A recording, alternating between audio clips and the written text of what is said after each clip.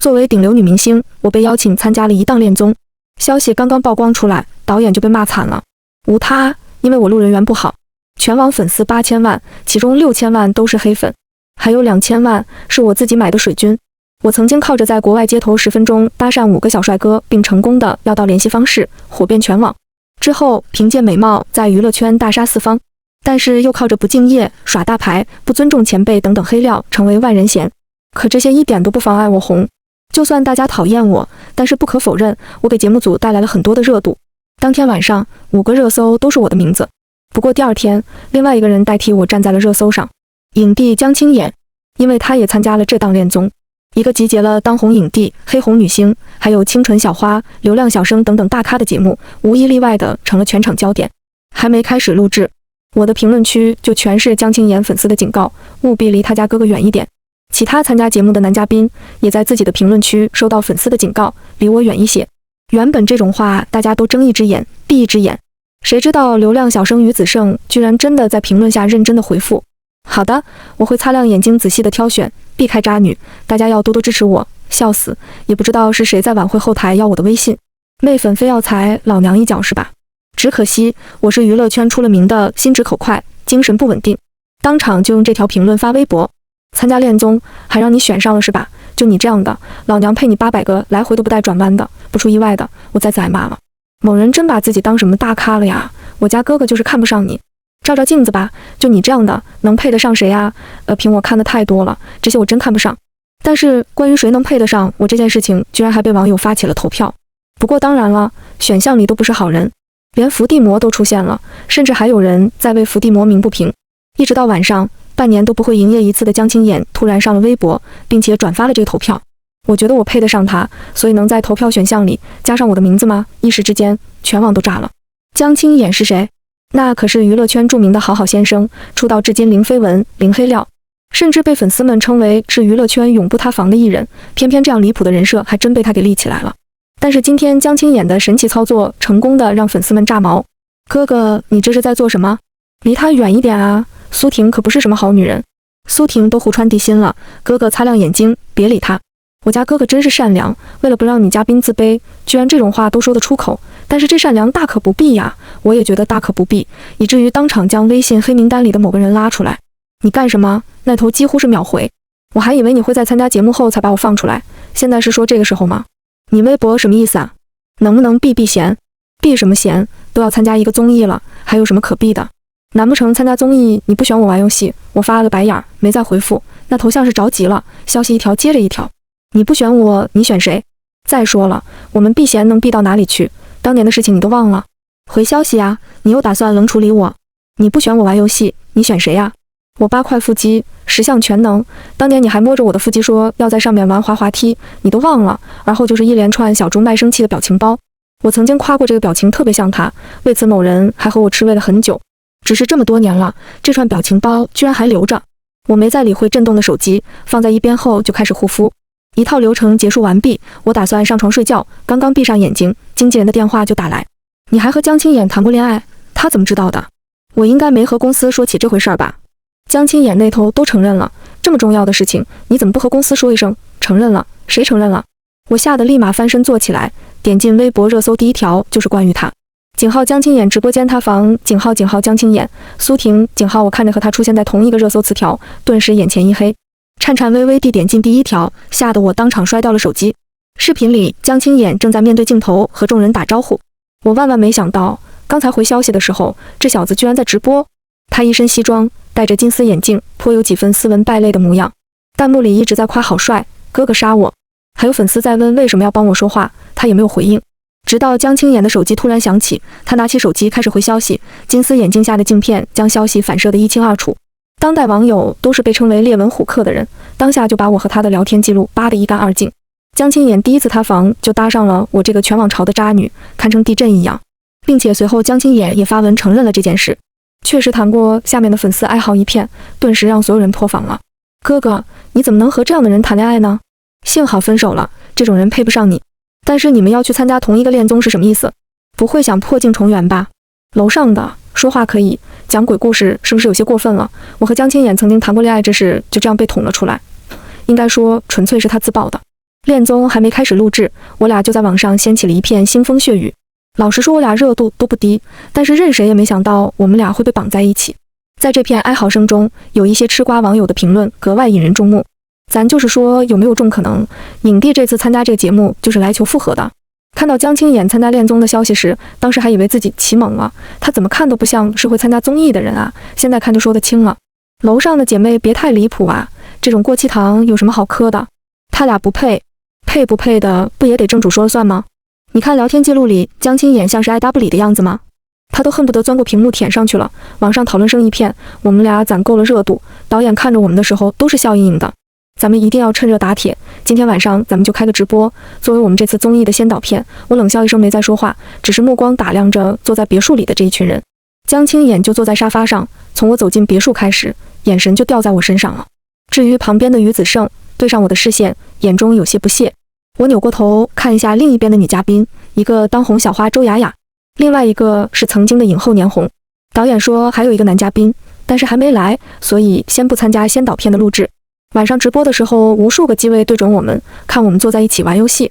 真心话大冒险的环节，我坐在角落里看着弹幕，大部分都是江青眼的粉丝，无一例外的在刷着哥哥好帅的评论，还有一些粉丝已经开始暗戳戳的配对了。我觉得雅雅和江青眼很配呀，两个人长得又好看，年红也很不错呀，这可是演技派 CP 呢。年红年纪大了点吧，我觉得还是雅雅比较吃香，看了一圈也没有提到我的名字，我松了一口气。谁知下一秒，转动的瓶口停在了我面前。轮到苏老师了，真心话还是大冒险。就在节目开始前，我一不小心看到了导演的问题，本上面一大半几乎都是针对我和江青演的。这个导演可是出了名的会搞事情，我千万不能上当。大冒险吧，导演瘪瘪嘴，让我抽题。题目也非常简单，给通讯录最后一个人打电话。老实说，我通讯录人还真不少，划拉了半天才终于划到底。备注就2个字：渣男。看到这个备注的时候，我人傻眼了，弹幕也在吃瓜。渣男，苏婷还好意思叫别人渣男，自己就是活脱脱的渣女，好不好？我懂了，当年的苏婷肯定是因为被别人甩过，所以才愤怒修炼爱情秘籍，转化为渣女。楼上的你是懂剧情的，说不定将来苏婷就要卖一波惨了，这我还真不会，一会儿惨的是谁就不知道了。我咬咬牙拨通了电话，导演组让我把免提打开，谁知下一秒江青眼的口袋里手机响起了声音。年红心直口快，一句卧槽脱口而出。众人惊讶的目光中，江青眼拿出了手机，上面同样备注渣女。不是吧，渣男居然是我哥哥，怎么可能？救命啊，一个带着辱骂性的称呼，怎么被你俩玩起了 CP 名字？渣男渣女，这不会是什么爱称吧？楼上的别乱说，他俩不可能，这门婚事我不同意。毫无意外的，我和江青演成了直播里热度最高的2个人。众人都在好奇我们的过往，甚至为此写了万字文章分析我们的感情经历。居然还真的有人扒出来，我曾经和一个背影酷似江青眼的人走在一起的照片。那个时候，江青眼才刚刚进入娱乐圈，但我已经算是争议不小的女艺人了。被扒出来之后，还有不少江青眼的粉丝在我评论区里嘲讽我。你看，现在我家哥哥都红成这样了，你连个拿得出手的作品都没有，还是把精力放在提升作品上吧，别想着当渣女。就算争议不少，但是不可否认，我的热度在女明星里是数1数2的，自带流量，养活了不知道多少营销号。因此自然有人贴上来，比如于子胜。一大清早，他就拿着一盒巧克力站在我房间门口。什么意思啊？苏婷姐姐，之前的事情是我对不起你，账号平时都是经纪人在维护，我没想到他会这么说你，笑死。以后谁再说于子胜演技不好，我第一个不同意。这演技不是挺好的？好话歹话都让你说了，你直接说吧，你想做什么呀？我就是想问问，到时候玩游戏的时候能不能选我一起，然后粉丝看见了又心疼，让你涨了热度的同时还可以踩我一脚。别说于子胜年纪小，心眼倒是不少。再说什么呢？江青眼不知何时出现在我们身后，手里拿着手机，似乎要去打电话的意思。你们是在讨论等会儿玩游戏分组的事情吗？他目光一转，视线直直地落在我身上。完蛋，这小子又要开始追问我要和谁一组了。我正打算关门远离骚扰，江青眼突然将手搭在于子胜肩膀上。怎么了，江老师？哦，没事，之前看你微博说的那些话，我还以为你不喜欢苏婷，那你现在还想和她一起玩游戏，你当初干嘛说这种话呀？没想到时隔多年，江青眼居然开启了互联网嘴替功能。我刚想附和2句，于子胜咬咬牙开口道，我也不是故意说那些的，都是我的经纪人帮我管理账号，还有那些粉丝说话这么难听，我也是没有办法的事情。于子胜作为流量，平时吃的就是粉丝经济，现在居然直接说粉丝不好，要是粉丝听到的话，还不知道的多难受。你的粉丝这么过分啊？哎，都是些低龄的小学生，心智不成熟，还总是异想天开，实在不好意思啊。江清衍看着于子胜，嘴角勾起一抹诡异弧度。既然这样，要不你跟我粉丝说一声，我让他们给你的粉丝带个话。说着，江清衍在手机上点了几下，举起来的时候，我清楚地看到了上面的弹幕。好了，我把镜头对着你一个人，你跟我的粉丝说说吧，好像你的粉丝也进来了。真是服了，当初你出道，老娘没日没夜的给你投票，你现在火了，骂我们小学生。你星号他星号的，真是瞎了眼才星号给你投票，送你出道，有那钱我还不如支持在珠穆朗玛峰安电梯。账号经纪人管，一想到是个40岁大叔在屏幕后面对我们说亲亲宝贝，我都想吐。于子胜，你星号滚出娱乐圈，网友评选的最白眼狼的艺人诞生了。当初靠着粉丝真金白银投票出道，现在居然倒踩粉丝一脚。平时最喜欢在网上媚粉，现在也被扒出来账号是别人在管理。一时之间，他被高喊滚出娱乐圈，说不高兴是不可能，毕竟我就是这么个小心眼的人。但是我没想到，居然是江清衍开直播让他防的，甚至网上还有营销号剪辑了这件事情的起因经过。下面也是一群吃瓜群众，好抓马！我昨天还在看他和苏婷在网上撕，今天就他了。姐妹消息闭塞了，都好几天的事情。我昨天看的苏婷江清衍前任瓜，没想到今天于子胜的塌房就会在江清衍手上。我很难不怀疑有些人是不是故意的，毕竟他从来不爱营业，今天突然开了直播，然后就拿着手机莫名其妙的走到于子胜面前，将他说的那些话都拍下来。姐妹，你真相了，他就是故意的，说到底还是看不惯有人欺负自己心上人。这条评论下居然盖了600多层楼，无数人大喊磕到了。因为今早的事情，原本说好的要出去拍摄也被迫中断，导演还在死盯着网上的风向，生怕牵连到节目组。我们得到了1天假期，我正打算上楼睡觉，突然看到不远处江清衍，刚刚叫了他一声，他立马抬头，眼睛发亮地盯着我。怎么了？是要出去约会吗？我马上安排行程。你到底想做什么呀？参加恋综也赚不了几个钱，况且他也不缺钱，也不缺知名度，如果是为了谈恋爱，更不可能。另外2个女嘉宾，除了第1天见面打招呼，其他时候江清衍都不搭理他们，甚至一起玩游戏的时候都拒绝坐在同一个沙发上，就差没把别来沾边4个字刻在脸上。我就是想和你复合的，所以才来的嘛。说着就像曾经无数次撒娇一样，他凑到我身边想要抱住我。求求你了，原谅我吗？不可能，我们已经分手了。当初忘记你的生日是我不对，你就别和我生气了。他看着我，一双眼睛还像当初那样清澈，眼中的倒影清晰可见。你不单单是忘记我的生日，还在外面和别人喝酒。江清衍沉默了一瞬，还想说什么，但是话到嘴边却又咽下去。是我不好，我保证以后不会了，原谅我吧。我盯着他的脸出神，思绪好像一下被拉回了几年前。其实我生日错过了就错过了。江清衍一向对我百依百顺，平时生活了从来不缺惊喜，甚至家里还藏着各种小礼物等待我发现。就连我多喝2杯水都会夸奖我。他是一个将浪漫和仪式感刻进了骨子里的男人。生日那天，我改签了机票，就是为了早点回家。只是回来的时候，房间里一片漆黑。江清衍说今天有事可能会耽误，我还以为是为了给我准备惊喜的托词，现在看来似乎是真的有事。为了不让他愧疚，我说自己飞机延误，要明天才能回来。等到江清衍回来的时候，他醉得不省人事，是被经纪人送回来的。怎么喝成这样？我将他扶进屋内，江清衍经纪人没好气地开口，当然是为了谈合作了。现在合作这么不容易，他不瞒江清衍和我在一起挺长时间了。大概是因为江清衍长得很好看，且演技出众，按理来讲应该是一个很有潜力的演员，但是偏偏和我在一起。因为前段时间我刚刚公开吐槽了某些前辈，导致我被圈内抵制，就连江清衍刚刚开始的道路也受到波折。我曾无数次地说过，先暂时保持距离，至少不会影响他。但是他就跟没有听见一样，经常跟在我身边。我忙的时候，他就在剧组跑龙套，闲下来就会来看我，我们在一起去约会。只可惜美好都是暂时的，我们不得已面对现实。要是再不分开，江清衍终究会被我拖累。于是我们开始吵架，闹分手。我借着他不给我过生日的事情小题大做，当着他的面把他的联系方式备注成渣男。这段感情终究因为一个上不了台面的原因草草地分手。现在都分手了，我们还是别走太近。我关上房门，看着他眼睛通红，向来挺立的肩膀也耷拉下来。于子胜的公司还在紧急公关，流量果然是不缺脑残粉的，就算踏得堪称地震，依然有粉丝在洗，甚至还将战火蔓延到我身上。我比流言蜚语更早认识哥哥，说不定这就是苏婷使用的把戏。自从我家哥哥得罪他之后，他就想伺机报复我家哥哥。楼上的能不能站起来追星？一看就是于子胜网上嘴人家妹粉，私下还想勾搭。毕竟抛开人品不谈，苏婷那张脸我还是服气的。楼上的我同意，苏婷是真好看啊！影帝直播的时候，她还是素颜吧，没瑕疵好吗？世界以痛吻我，我报之以唇红齿白，明眸皓齿，体态修长。我没骂过她，下辈子让我长成这样好吗？话说，没人想磕前任 CP 吗？正主就差把粮喂到我嘴里了。江青眼，你小子别太爱，真没想到我的洗白之路居然是从于子胜塌房开始。就连晚上我发自拍营业，骂声之中也开始有人夸我了。难怪于子胜想勾搭。江青眼念念不忘，这张脸真绝，下辈子我可以长成这个样子吗？姐姐美貌杀我，不怪姐姐渣女，姐姐只是想给每个男人一个家而已。我要是长成一样，我一天换一个。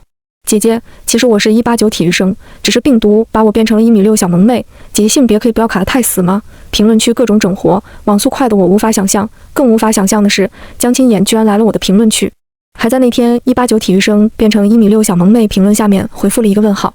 你小子网上冲浪之前能不能看看是不是小号？只是已经来不及删除评论，网友们已经看到了。他急了，他急了，人还没追到，已经有人抢，他立马着急了。我知道你急，但是你先别急，你已经拥有过姐姐了，请大度一点让给我们。江青眼穿梭在我评论区里回复消息，甚至比我本人还要勤快，气得我立马给他发微信。你要干嘛？本来担心有黑粉，我打算和别人血战的，结果全是和我抢你的，我委屈。江青眼不愧是影帝，是有些表演型人格在身上，没一会儿就开始自怨自艾。你不回消息，是被其他小妹妹拉住手了吗？所以我现在不仅仅要担心男人，还要担心女人是吗？算了，我没关系的，我很好，只是不被爱，我可以忍耐。男人，你的戏真的很多。于子胜的公司最终出面回应了这件事情，无非就是打太极搪塞过去，就看粉丝能不能自我调理了。导演也不想放弃这个顶流，于是决定再让于子胜录制一次直播，如果效果不好，就让他离开。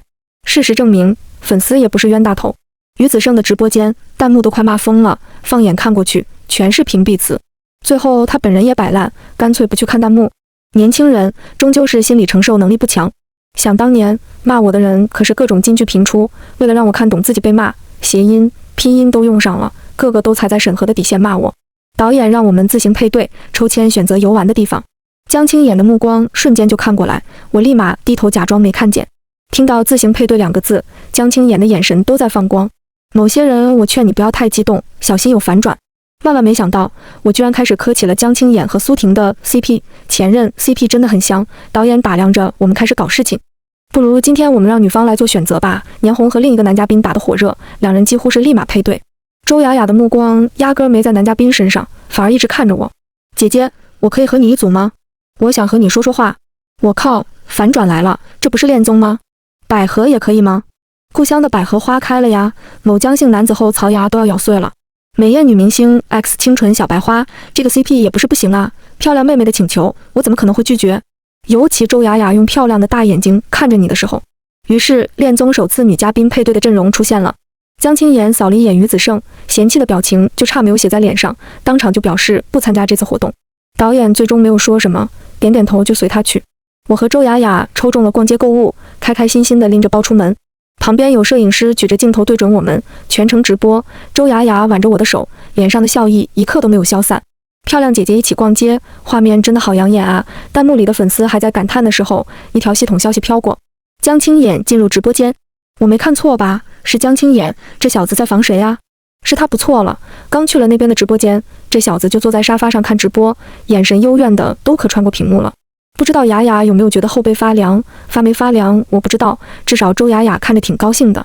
姐姐，我觉得这个非常适合你，送给你。周雅雅一眼就挑中一件奢侈品店的裙子，立马打包送给我。我盯着手里的购物袋，摇头拒绝。一条路走下来，她已经给我买了不少东西。我和周雅雅以前没有见过，在节目里也没说上几句话。她似乎不爱社交，平时就独自坐在家沙发的角落里看书，和谁都聊不上几句。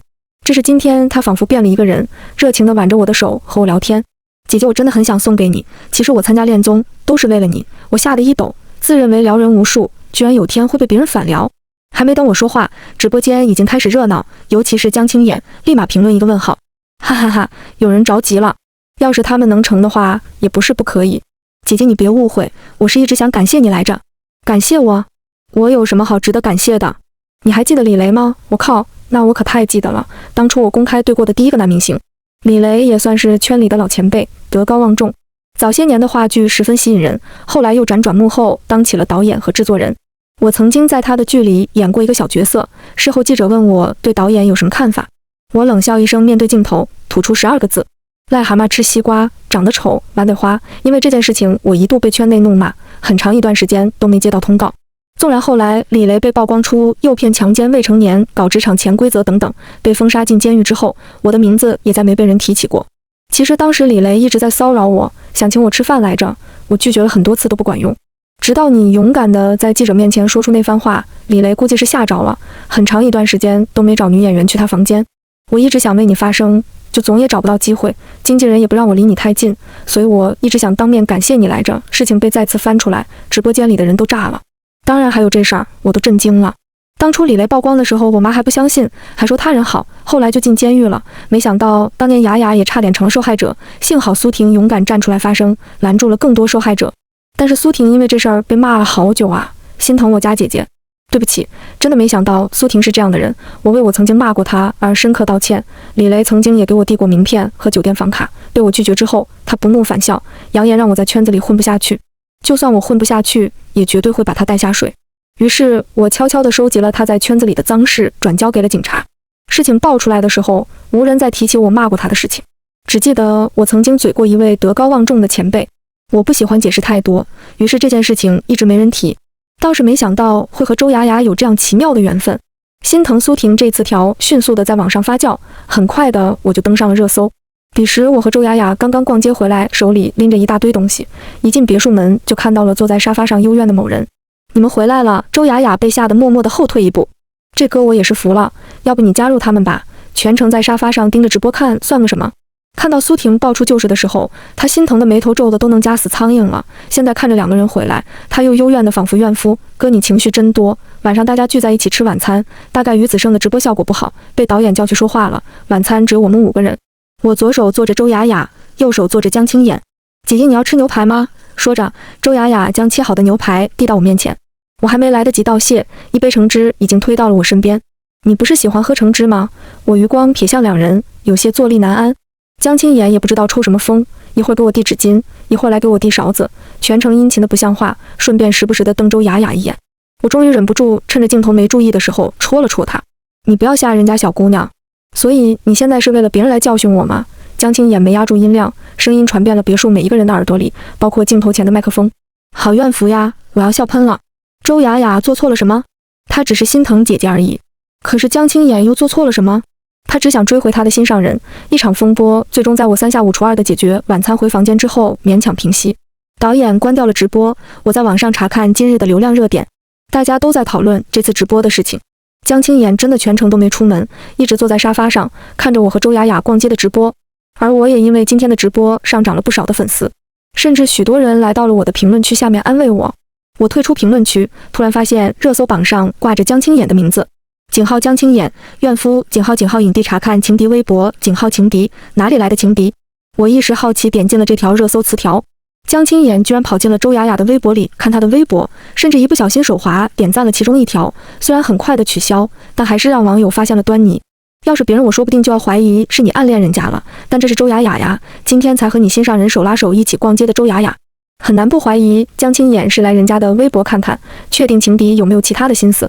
你小子心思都快写脸上了吧，甚至还把人家小姑娘当作情敌。网友们疯狂地讨论，甚至还将我和江青眼在节目上所有的互动剪辑出来。还有 CP 粉创建了超话，我看着超话眼前一黑，我都已经在节目中尽量避嫌了，为什么还会这样？于子胜终于没有挽救回来，导演决定放弃他，很快的换了新的嘉宾，名叫晋阳，一个比周雅雅都还要小1岁的小男生，一来就甜甜的叫我姐姐。果然是现在红了，风评好了，身边人也开始多了。虽然以前主动的和我打招呼的小帅哥也不少，但都是在镜头下，起码在镜头前，大家都恨不得离我8米远。晋阳来的那天，导演组特别安排了见面会，要求我们每个人准备礼物送给新来的嘉宾。我随手挑了一个手镯放在盒子里。周雅雅待人接物都很有一套，翻了她的微博，知道她喜欢史迪仔之后，特地送了一个联名款的礼物。只是晋阳看了一眼后，就将其放在了一边，反而拿着我的手镯仔细的端详，最后戴在了手上。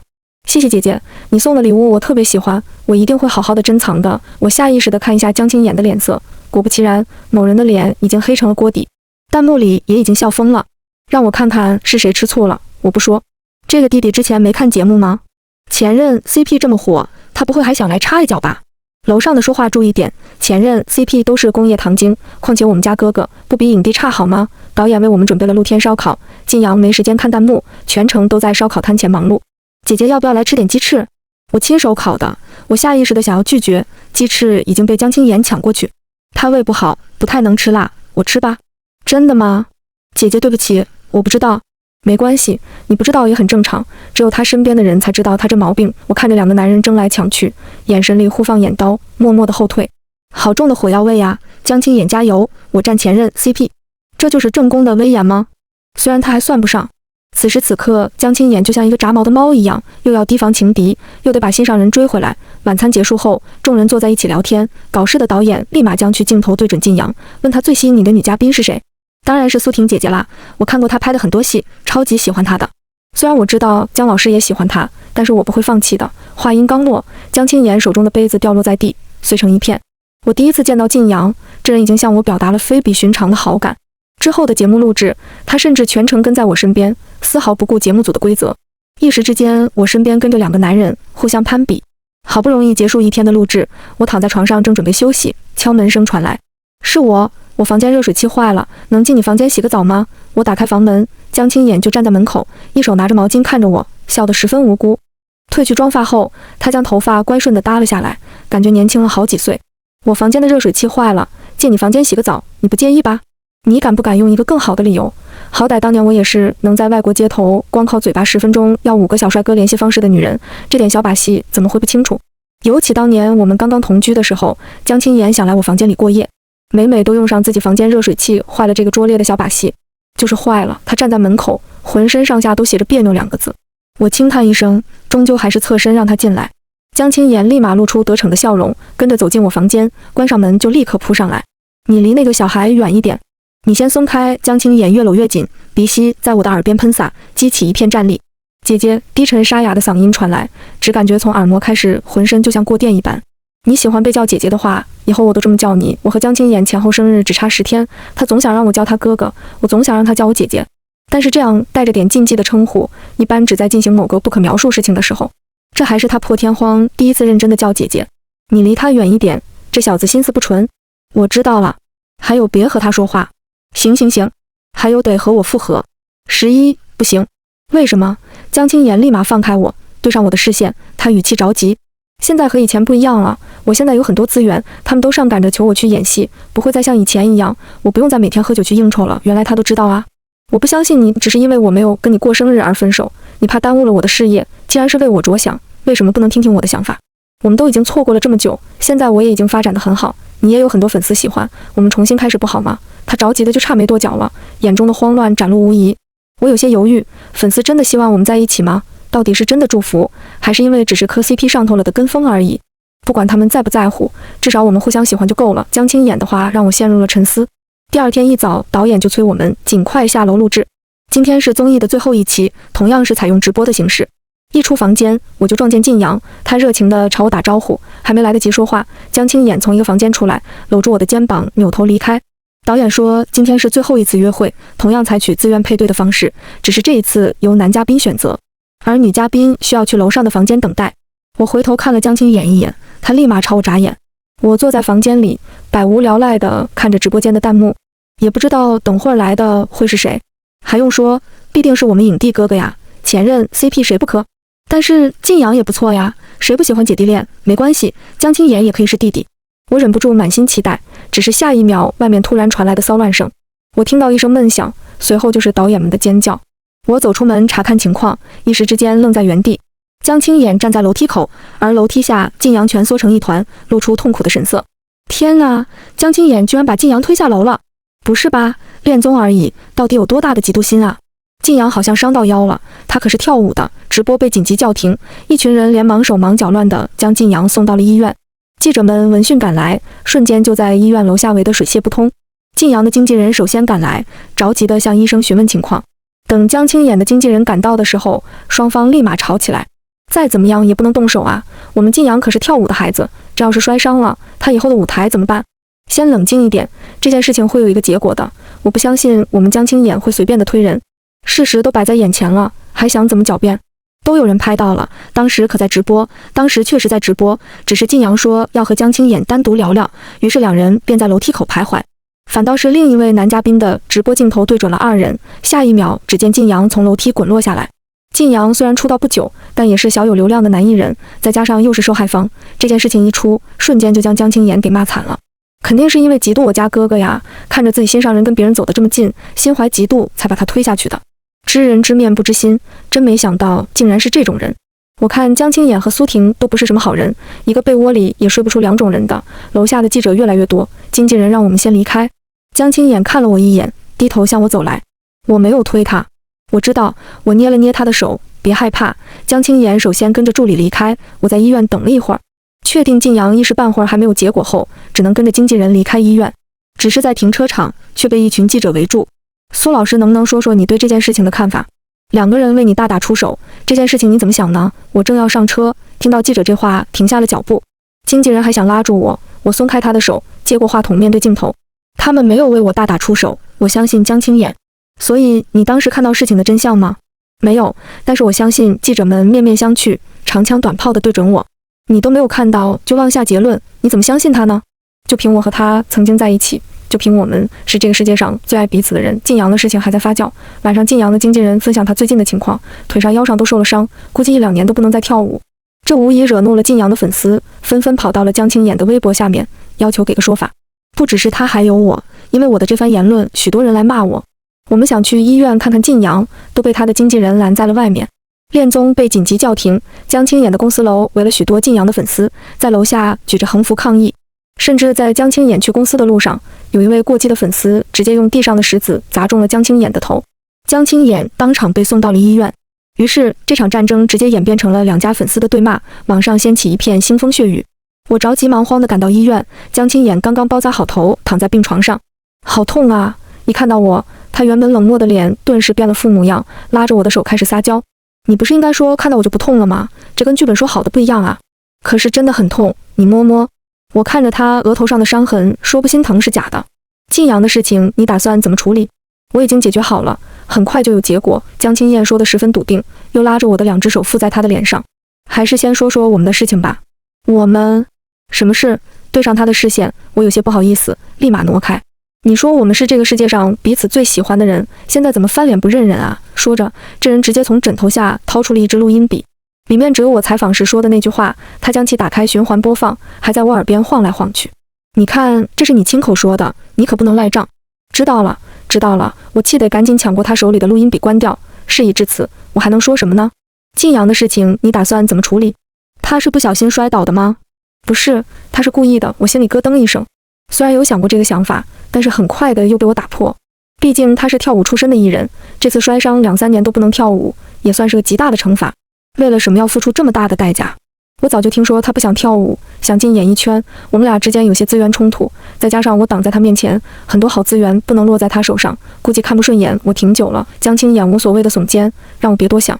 晚上事情迎来了反转，先是金阳的助理发了一串录音，到时候你就尽全力的去勾搭苏婷，先给咱们蹭一波热度，然后你就想办法嫁祸给江青眼，稳妥吗？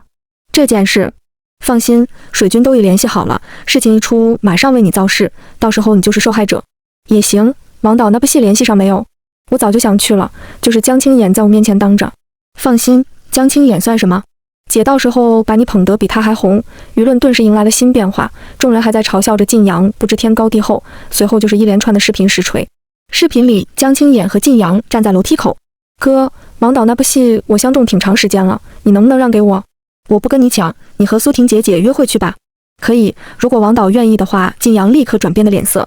那我就只能说对不起了。下一秒他往后一倒，直接从楼梯上滚下去。